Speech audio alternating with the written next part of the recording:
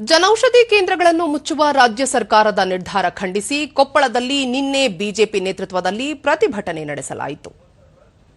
ಕಾರ್ಯಕರ್ತರು ಕಪ್ಪು ಪಟ್ಟಿ ಧರಿಸಿ ಜಿಲ್ಲಾಸ್ಪತ್ರೆ ಮುಂಭಾಗ ಧರಣಿ ನಡೆಸಿದರು. ಪಕ್ಷದ ಜಿಲ್ಲಾಧ್ಯಕ್ಷ ಬಸವರಾಜ ದಡೆಸುಗೂರು ಸೇರಿದಂತೆ ವಿವಿಧ ಘಟಕಗಳ ಪದಾಧಿಕಾರಿಗಳು ಭಾಗವಹಿಸಿದ್ದರು. ಹಾಗೂ ಮಧ್ಯಮದ ನಾಡಿ ಮಿಡಿತದಂತಿರುವ ಜನೌಷಧಿ ಕೇಂದ್ರವನ್ನ ಬಂದ್ ಮಾಡುತ್ತಿರುವ ಕಾಂಗ್ರೆಸ್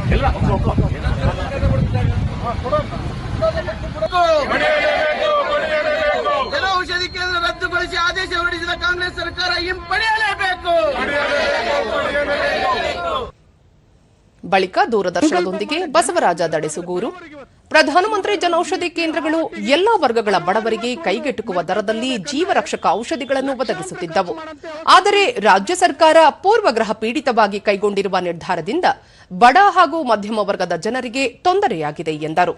ಮೆಡಿಕಲ್ ತಗೊಂಬಕ್ ಹೋದಂತ ಸಂದರ್ಭದಲ್ಲಿ ಕೂಡ ಈ ಪ್ರಧಾನಿ ಹೆಸರು ಬರ್ತೈತಿ. ಈ ದೇಶದ ಪ್ರಧಾನಿ ಬಡವರು ಪ್ರತಿಯೊಂದು ಕುಟುಂಬದಲ್ಲಿ ಕೂಡ ದೇಶದ ಪ್ರಧಾನಿಯ ಒಂದು ಔಷಧ ಇವತ್ತು ನಮಗೆ ಅನಾನುಕೂಲ ಆಗತಿ. ಉತ್ತಮವಾದ ಔಷಧ ಸಿಗುತ್ತೈತಿ.